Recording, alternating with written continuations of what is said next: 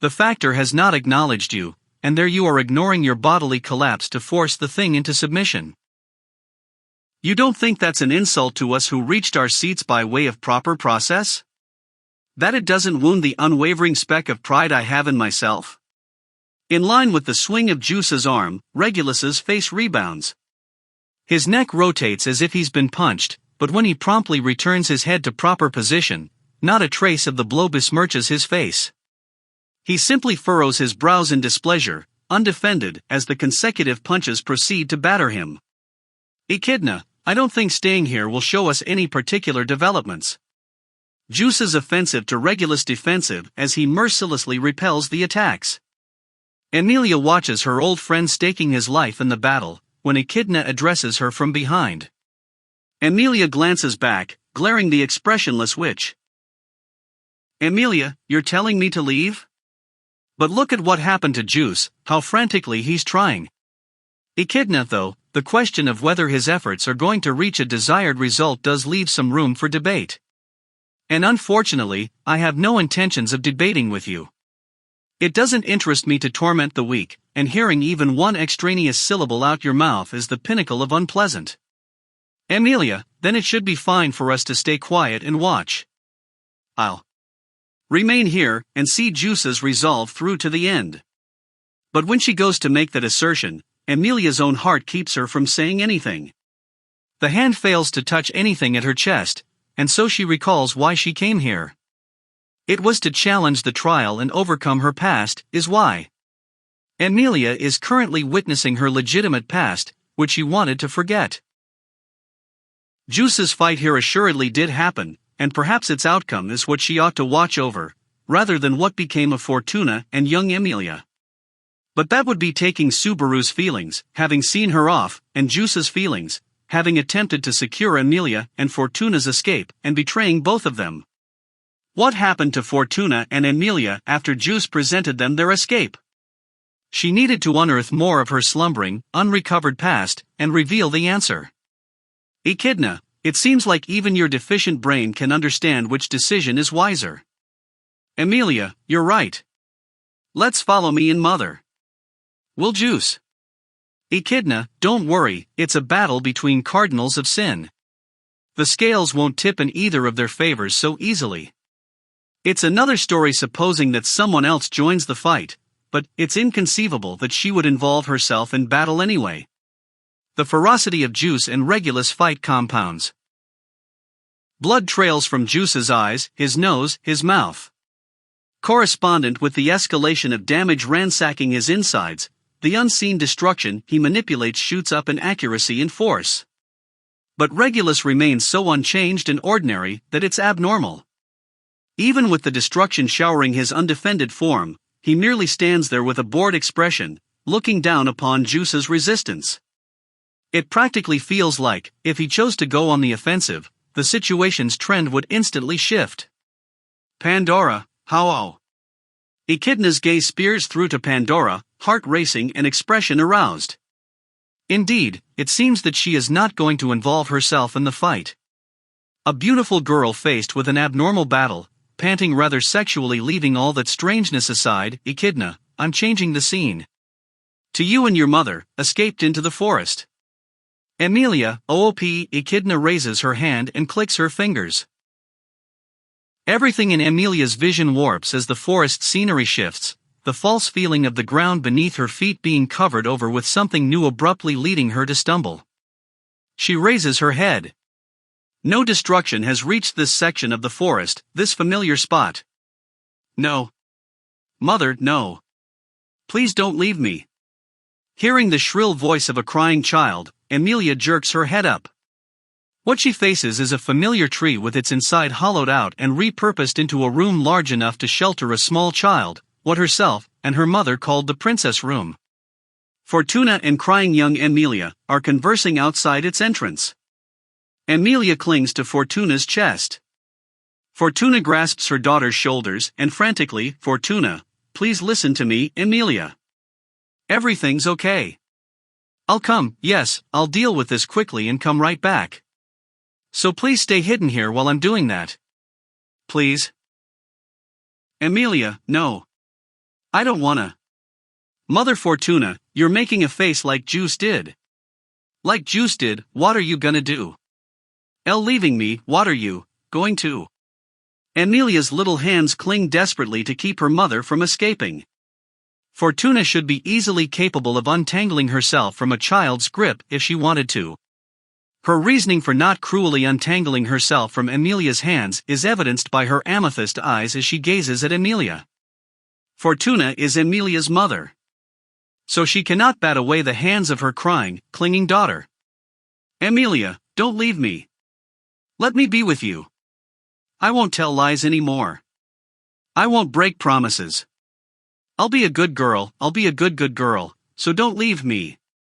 Fortuna, Amelia. Amelia, Amelia, Amelia.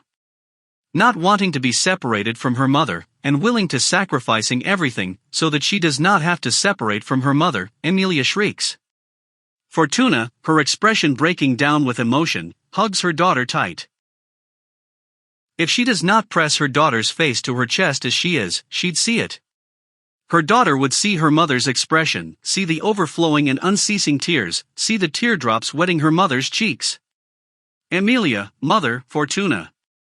Young Amelia had not seen her mother crying, but older Amelia clearly did.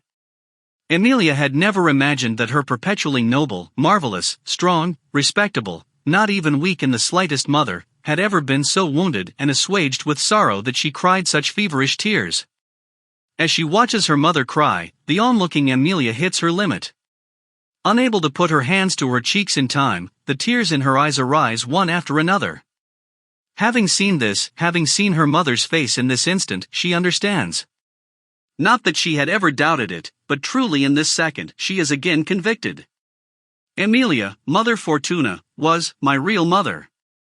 Her birth mother, whoever she was, doesn't hold any significance to Amelia now. As if Fortuna's insistence that she was just a substitute could ever make Amelia forget that she was her real mother. Although spoken by precious and respected Mother Fortuna as they were, those words alone were ones that Amelia could not accept.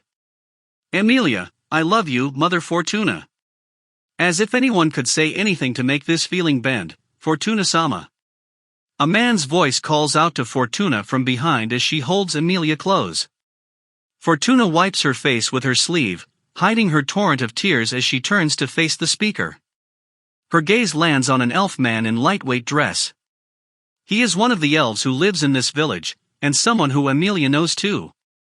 Fortuna, Arch, how is the village? The man runs over while Fortuna questions him in regular voice. The man, Arch, looks to have noticed that Fortuna was crying, but goes without touching on the topic and shakes his head. Arch, it's the same everywhere.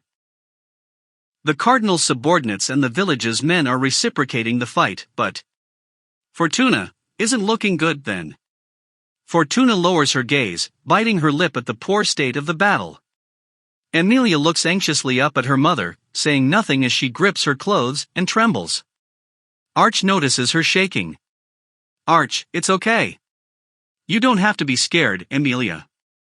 Believe in all us villagers, us adults. And besides, your mother is a very strong, very scary person. Amelia, millimeter. Fortuna, Arch, was that scary really necessary? Geez. Fortuna crosses her arms in indignation.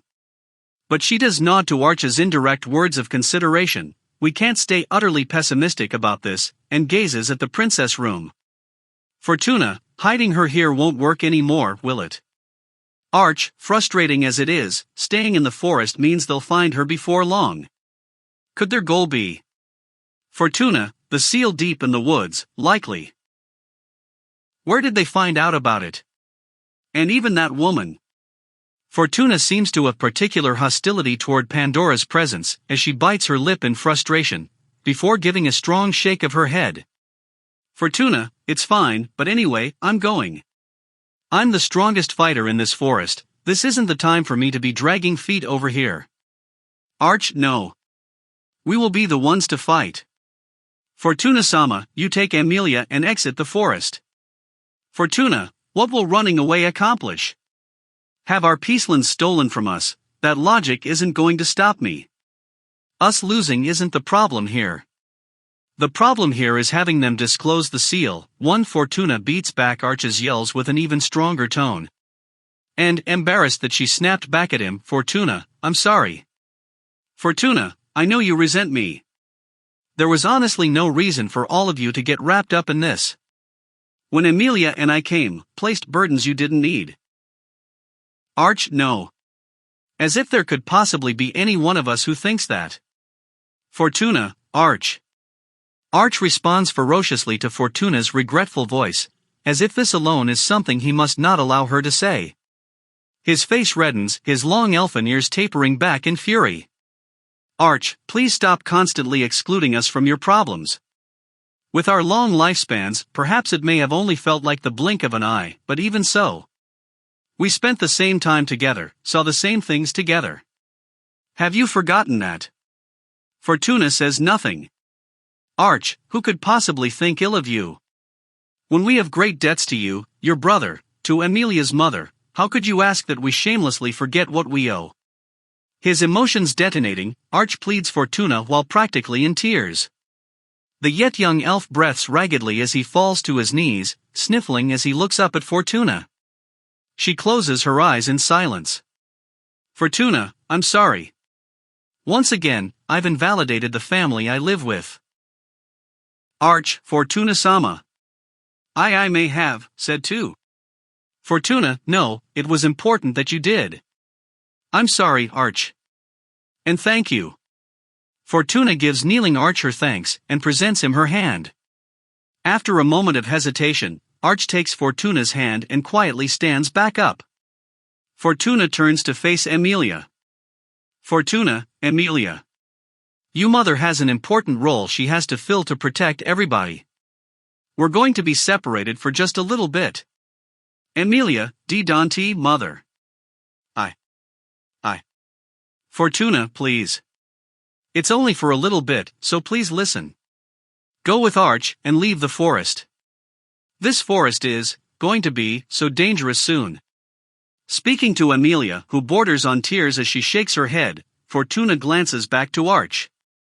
Her determined amethyst gazes makes Arch's skinny body go rigid. Arch, for Fortuna-sama. Fortuna, Arch. You're still young and have a future. Please take Amelia and... I know it's a hard world to live in, but there has to be hope. Arch, Don't say these things as though it's the end. I am staying in this forest to the last, with everybody. Fortuna, please, Arch, Amelia. She's my brother's, my sister-in-law's, daughter. Arch.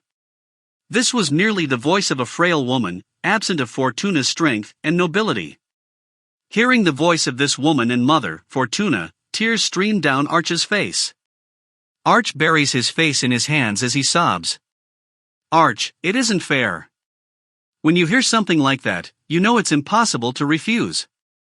I want to fight with everyone. But... Fortuna, I'm sorry. For pushing everything onto children, please forgive us. Fortuna puts her hands on the shoulders of the crying young elf, begging for forgiveness.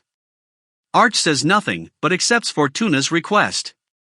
Now, the people that Fortuna must persuade here amounts to only Amelia. Fortuna, Amelia, no. I want to be with you, mother. Please? I ask please. Please, let me be with you. I don't wanna be alone. Fortuna, you're not alone at all. Listen closely. Amelia bawls, unreceptive. She puts her hands over her ears, trying to shut out every word of her mother's goodbye, which makes older Amelia want to pull her young self's cheeks taut. Not to punish her for disobedience, but so that she cannot escape from a single syllable of any of the words that Fortuna is going to speak. Fortuna, Amelia. Fortuna squats down. Hugs Amelia. She takes Amelia's arms in her grasp, stops her from plugging her ears, and when her daughter acts out by pressing her head against her, Fortuna nuzzles her cheek against her daughter's silver hair. As though touching someone more beloved than any other, taking care so that they will not break. Fortuna, your mother is always right there with you. Right there when you close your eyes, in your memories. Right there when you cradle yourself, in your heart as it grows warm. Right there when you call out, beneath the same sky that your voice echoes. You and mother are always together. Always, always, forever, together. Amelia, liar. Liar, liar, liar. You're lying, mother. Fortuna, Amelia. Promise. Amelia attempts to discard her mother's words as being mere consolation, when Fortuna looks her in the eye and speaks. The word promise leads Amelia to swallow her breath, shut her mouth. Led by Fortuna's gaze to her outstretched palm, young Amelia too places her palm to Fortuna's. Fortuna, Amelia and her mother will always be together. That's what I promise you. Amelia, why you'll really be with me. Fortuna, yes, really. More than anyone else in the world, your mother loves you so much, Leah. The tender call of Leah is what makes the dam of tears for young Amelia, for old Amelia, burst. Sobbing and bawling, two Amelias present and past. Amelia, Mother Fortuna, I'll love you too, love you, love you. Amelia, I love you. I love you, Mother Fortuna. Love you so much, love you, treasure you. The emotions of the two Amelias overlap as they frantically answer to the love given to them. They strain their voices, press their bodies close to her, to show that should they do otherwise they will fail to convey, fail to express, all of these feelings in their hearts. Fortuna, love you, Leah. On her cheeks, eyelids, forehead, Fortuna's soft warm lips touch her. Although permitted to share touch, to share embrace, Fortuna had been late to learn how to express love as a mother, and never would do such things, making this the moment that Fortuna truly, from the bottom of heart, first accepted herself as being Amelia's mother. Fortuna, I'm counting on you, Arch. Arch understood. Having conveyed her absolute love to her daughter, Fortuna stands and calls for the young man.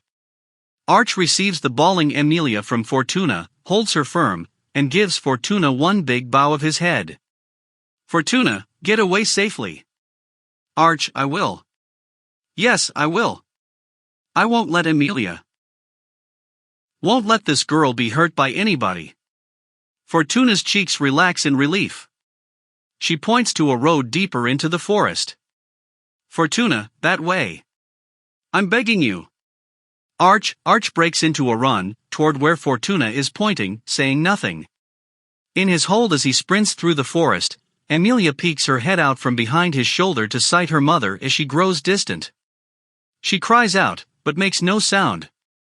Fortuna's sharp eyes soften so tenderly, Fortuna, I love you, Amelia. Held by Arch, Amelia looks frantically in the direction where her mother has disappeared. Like she's begging, that consistently staring like this might make her vanished mother reappear. Like she's hoping, that perhaps she'll come to follow them. Arch, Amelia.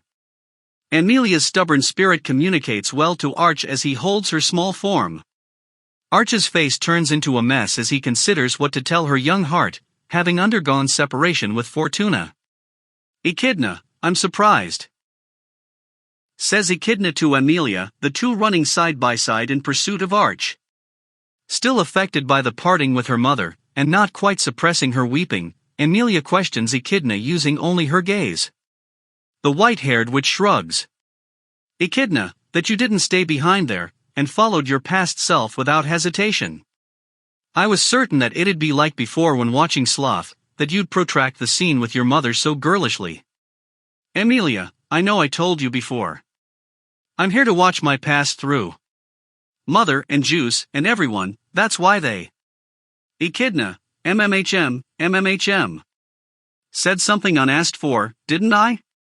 Looking like she did not get the answer she wanted, Echidna shakes her head. Even Amelia has to feel irritated with Echidna's callousness, but before she can mention it, young Amelia buries her face in her hands. Amelia, why? Why?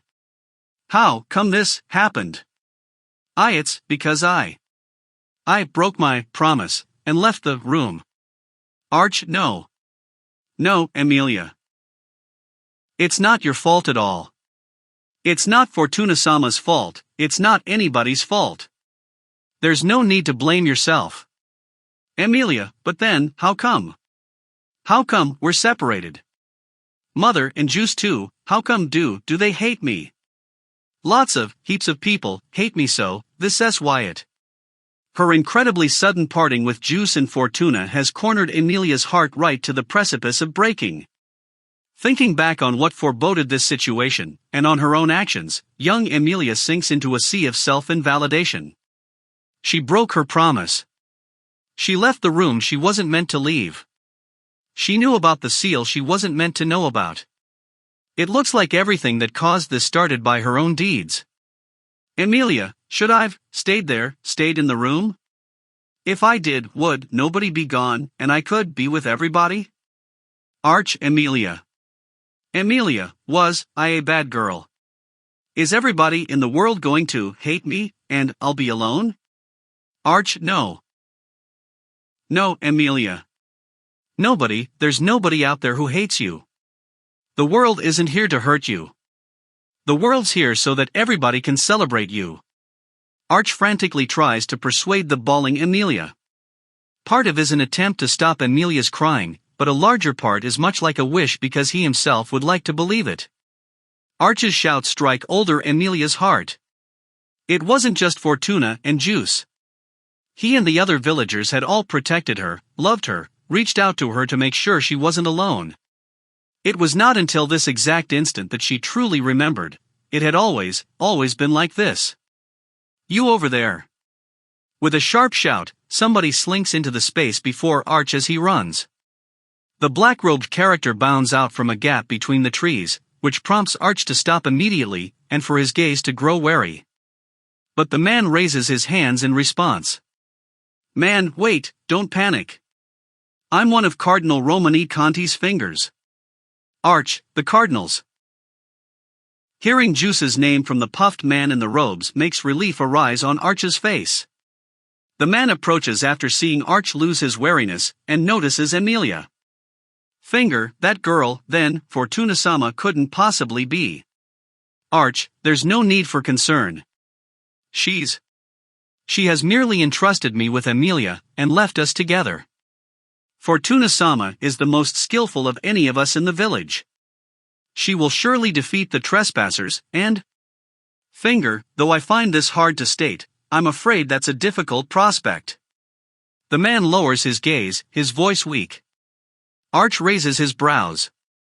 The man sighs, his expression grave. Finger, we have confirmed the presence of the Cardinal of Greed, and our Cardinal has entered into combat with him. Were that the only problem, and we repelled the extremist members of the faith, it might be possible for us to drive them away, but... Arch, some other issue has. Finger, the witch beast Blacksnake has been loosed in the forest. Arch is stunned. He shakes his head in disbelief, gesturing to the forest. Arch, that's ridiculous, impossible. The Blacksnake is even less controllable than the white whale or sizable hare.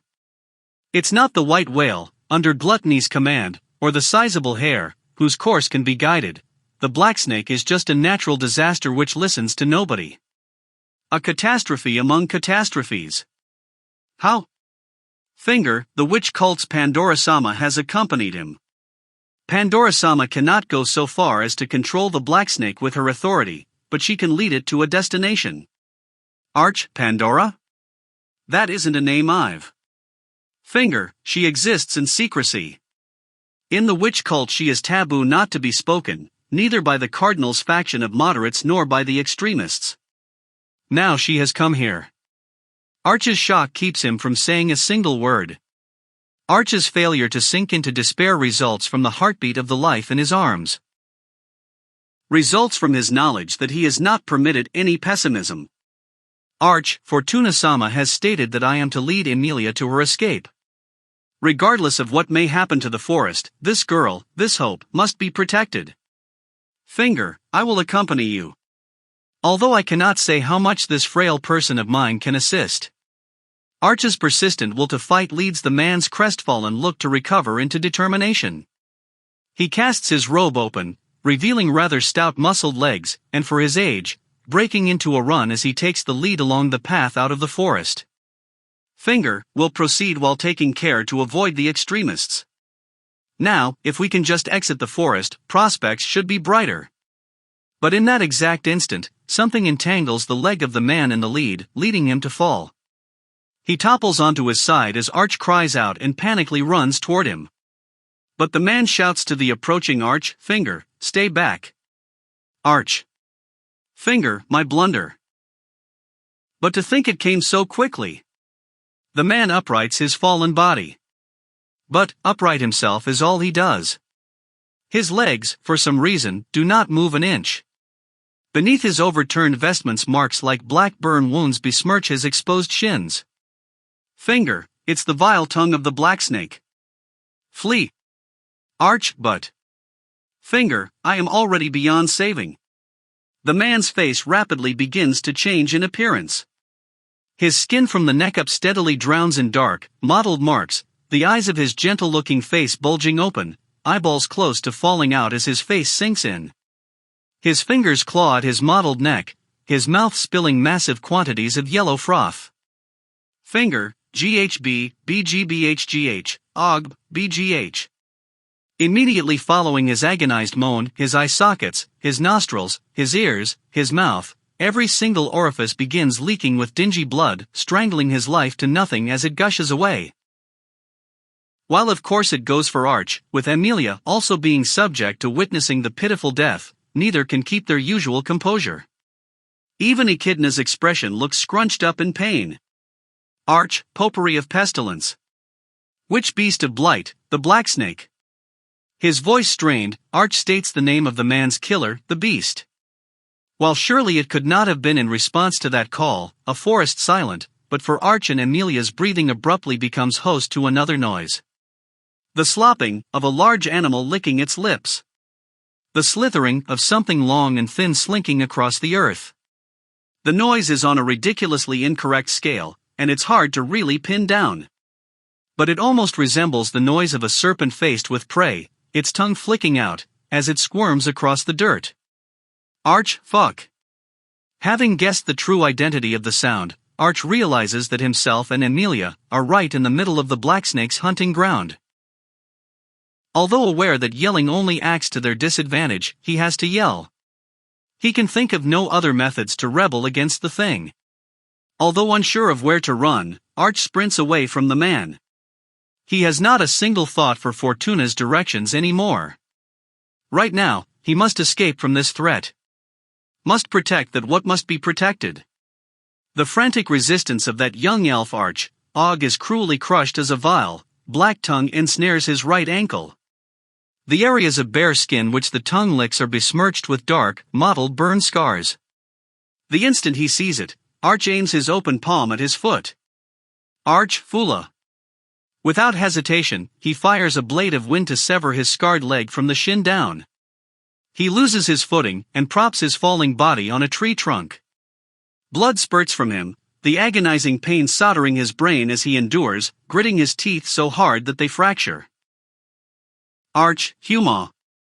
A crack sounds through the air as Arch's severed stump begins freezing over. White mist transpires, Arch shrieking as he forces his bleeding to stop. His gruesome deeds stun older Amelia silent. Instant decisions, counteracting the pain. And his strength of heart, having not released Amelia from his hold even after all of this. Amelia, Arch. With her head pressed to his chest, young Amelia had not witnessed Arch's actions. Neither did Arch have any intention in the least to let her see them.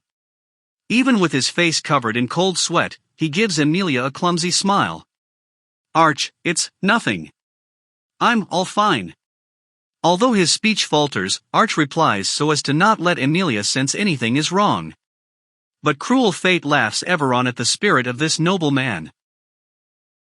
His leg has been severed, his frantic deeds done to plug the bleeding of his stump as the uninjured portions of his frozen leg look to dehydrate, fissuring like a plain of earth bereft of water, the damage spreading. It's as if Arch's leg is dying like a dry wasteland. And it isn't stopping at just the leg. Arch, Amelia. Do you see the white flowers between those two trees? Amelia, Arch squats down with the tree supporting his back. Having alighted to the ground, Amelia looks where Arch is pointing and nods as she spots the white flowers. Arch wipes the sweat from the brow. Hides his agony. Arch, can you run to those flowers? Run past the flowers, go straight ahead. Amelia, I can. But. Arch, then, get running. Although confused, young Amelia now recognizes that Arch is in incredibly irregular straits, her amethyst eyes wavering. Wavering because she will be alone. Because again, she will lose someone. Arch, everything's okay. Amelia, you won't be alone. Amelia, Arch. Arch, now, run off. No matter what you hear, don't look back, run. Arch's sharp command makes Amelia's shoulders hitch, and with that, Amelia runs. She withstands the urge to look back, instructed as she is not to do it. Arch's words, Fortuna's words, Juice's words, all echo through Amelia's brain. So that she can believe, if she does everything as she is told, everything will go back to normal. So that she can convince herself, keeping by instructions is the only hope she currently has. Running away, leaving him behind, Arch watches Amelia disappear into the direction of hope. He gives a long sigh. Rolls up the sleeve of his jacket. The dehydration has already covered his legs and waist, having come as far as his abdomen. He can move neither of his legs, and in fact it seems that just touching them will be enough for them to shatter and disintegrate. Once the dehydration reaches his chest, gets to his heart, what will happen? He hears the slithering of the beast, faced with prey.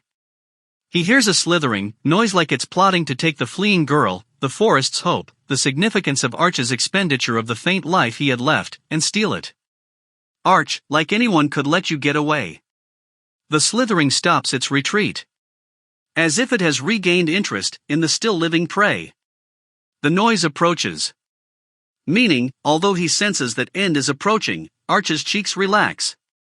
The fact that death is looming in on him means that death is growing distant from the girl. Arch, I know she'll be okay, Fortuna-sama. The end slithers closer. He hears it, and although exposing himself to mortal danger beyond parallel, Arch's pride in his achievements leads him to smile. Arch, that smile, even though parched arid, remains without ever going dry. Amelia has long passed the white flowers. Amelia, ha. Ha, ha. Her breathing hitches as she demands long strides from her little legs while dashing through the forest. All while thinking about her mother and Juice and Arch, focused on the idea that running in this direction Arch indicated is the best thing she can do, not going to consider anything else. Amelia, ah, awawa. She shakes her head. The tears flow. Desperately, she keeps the sobs from pouring out her lips. What was happening and why was it happening? Everybody knew something and she didn't know anything. She didn't know what to do, didn't know a thing. Was there nothing she could do? Who were the people attacking Fortuna, Juice, Arch, and the others? What could she do that would make them go away? For what goal did they Amelia, the seal? Yes. Fortuna and Arch had mentioned something. And Juice's talks with Fortuna surely indicated that this object was something important. Meaning, their goal was? Amelia, Amelia's feet as she runs suddenly strike air, and losing sight of the ground, she comes to realize that she has entered into sloping basin. She immediately reaches out to try and stop herself, but the steep incline gives no aid to the small girl, and on the heels of her momentum Amelia trips, tumbles, falls. Normally, perhaps she would cry from the scrapes and bruises and stand back up. But this time, with both her body and mind entirely fatigued, the strike of Amelia's head against the ground leads her to fall momentarily unconscious. Amelia, all of this, when she needs to do something. All of this, when she thinks she's figured it out. With the flame of duty kindled in her little chest, her consciousness aborts. The story shall leave the side of the girl, temporarily to return to the scene of the fight. To see two fates and see how they conclude. End of chapter 119.